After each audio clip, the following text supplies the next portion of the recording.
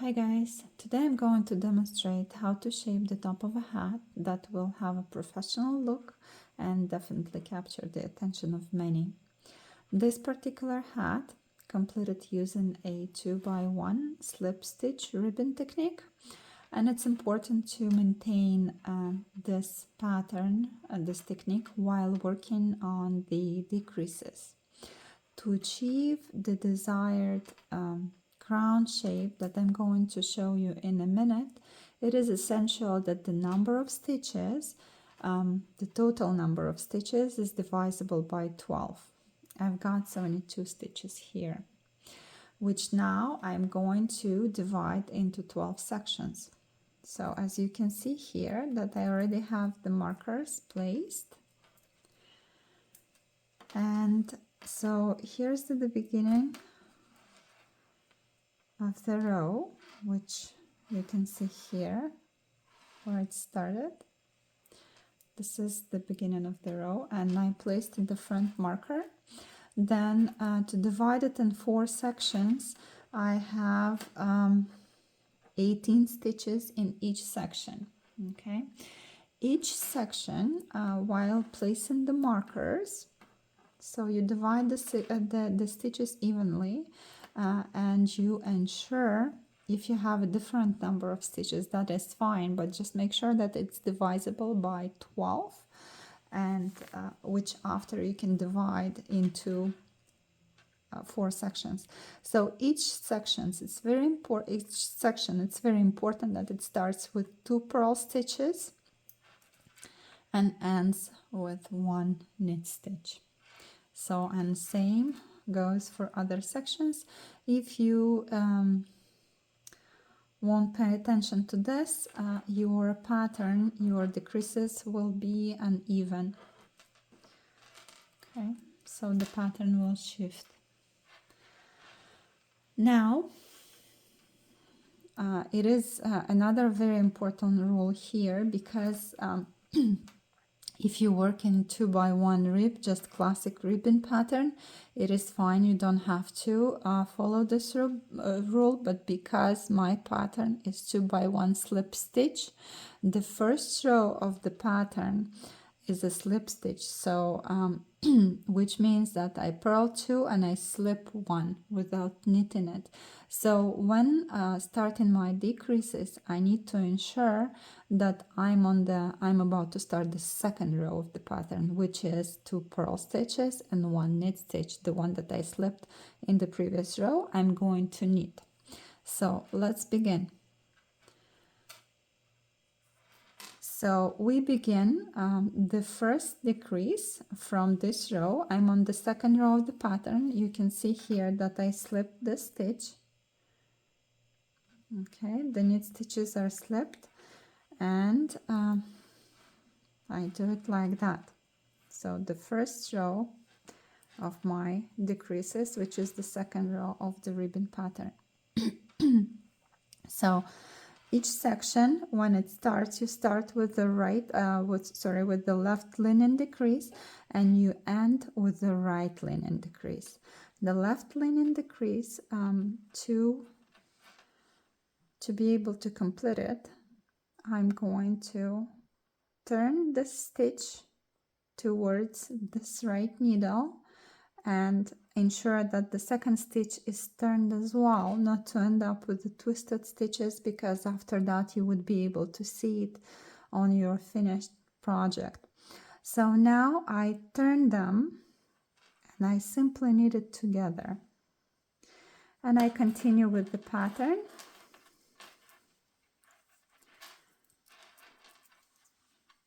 To the end of this section. So I knit this stitch, purl this too,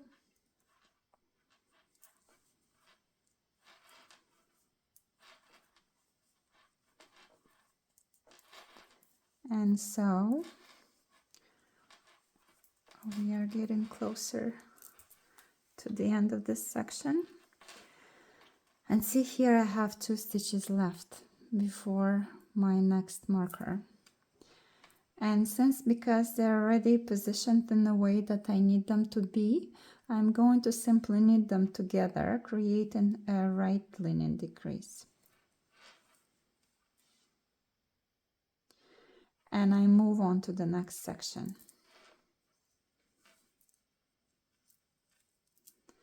Again, I purl 2 first stitches without decreasing them. I slip the next, I turn the next 2 into a direction towards my right needle, and I simply knit them together, creating a left linen decrease. So here, since I already decreased the purl stitch, 1 purl stitch from this part, I only have 1 purl stitch here, so you need to pay also close attention to this, and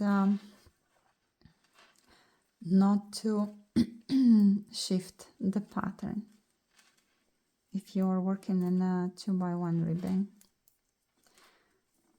You can also choose any other pattern, like any ribbon pattern, but just pay close attention to the stitches as they go. Now I'm at the end of my second section, and the stitches are already in a position that I need them to be, and I simply grab them like that and knit them together. And I repeat the same steps until I return to the beginning of this row, to my beginning of row marker. So here I turn again my stitches. The second purl stitch is already turned. May not be the case for you, so pay close attention. And I continue like that.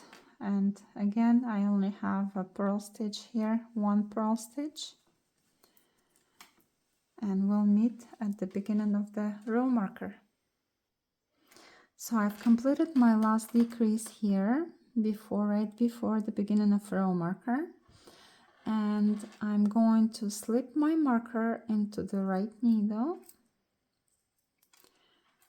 And this is the row where I'm not going to work any decreases, but I will continue with my 2x1 slip stitch ribbing, which is so if in this row I was knitting my knit stitches this in the previous row, in this row I'm going to slip my knit stitches. And it's again, it's very important to, if you choose to work in this pattern, it's very important to follow this rule, because you will end up with having just a classical 2x1 rib, and it's going to look differently from the rest of the body of your beanie.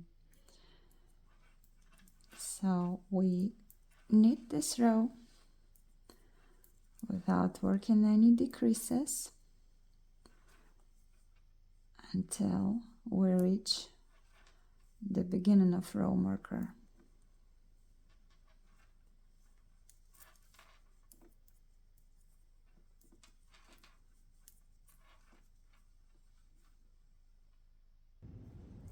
Alright, so I'm about to start my third row. I slip the beginning of row marker, and my third row is my second row of the ribbon pattern. So in the third row we work the decreases as well.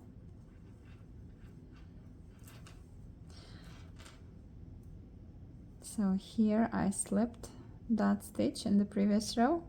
I turn it in a way to face the right needle. Here's my purl stitch. I need to turn it again as well. Place it back onto the left needle and knit it together. And continue with the pattern until I reach the end of this section. So I knit the knit stitches and purl the purl stitches. And another thing to mention is that if you are knitting a hat for an adult, you will have to have, prior to beginning the decreases, you will have to have about like 20-23 centimeters of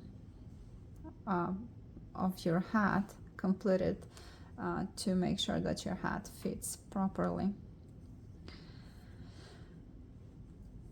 So again, I have 2 stitches here left before the marker for the next section, and they face the right direction, so I simply grab them and knit them together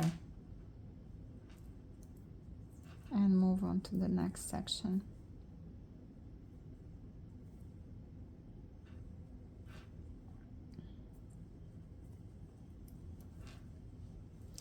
And see here, because I've already decreased twice for here on this side, I don't have any purl stitches left here. That is okay. Just pay a close attention to this, and in the next row you will going to be working the pattern without making any decreases, but just pay attention that here are the knit stitches, so you're going to slip 2 knit stitches at once.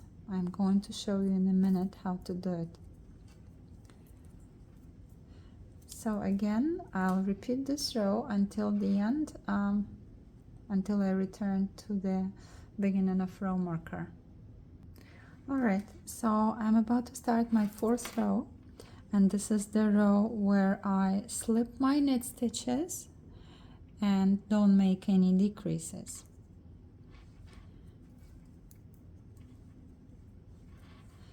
So in your work, in the rows where you don't decrease, you slip the knit stitches if you're choosing to work this pattern. And in the row where you do make decreases, you knit your knit stitches. So here there are 2 knit stitches together. There is no purl stitch in between. That means that I simply gonna move them, both of them, onto the right needle without knitting them, and just leaving enough of yarn behind not to tighten it up together too tight, so the stitch size will look evenly. They will look evenly. So, and I continue to the end of this row.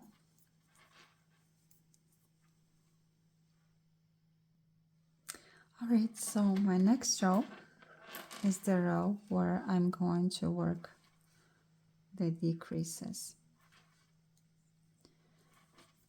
And you can already see that it started leaning this line of stitches to the left, and here is the section, and this line of stitches leaning to the right. So in the hat, when we're gonna get closer to the top, it's gonna look just like that. And then when we're gonna have about 18, 16, 14 stitches left, it depends. So if you want your hat be a bit longer, you will work 4 more rows, continue to alternate between decreases, the row where you make decreases and the row where you don't.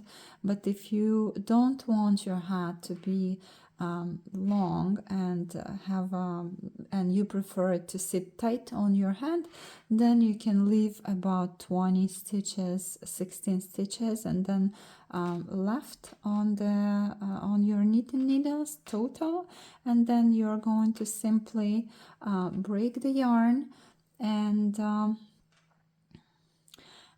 use the tapestry needle to just go through all the stitches, tighten them up, secure from the inside, and you're gonna have a nice looking hat. I'll show you just in a minute, after working a couple of more rows, how the decreases are looking, gonna be looking when you work them more. So you're gonna have an idea how it's gonna look like. Okay guys, so I've knit for a couple of more rows and you can already see how each section is getting shaped.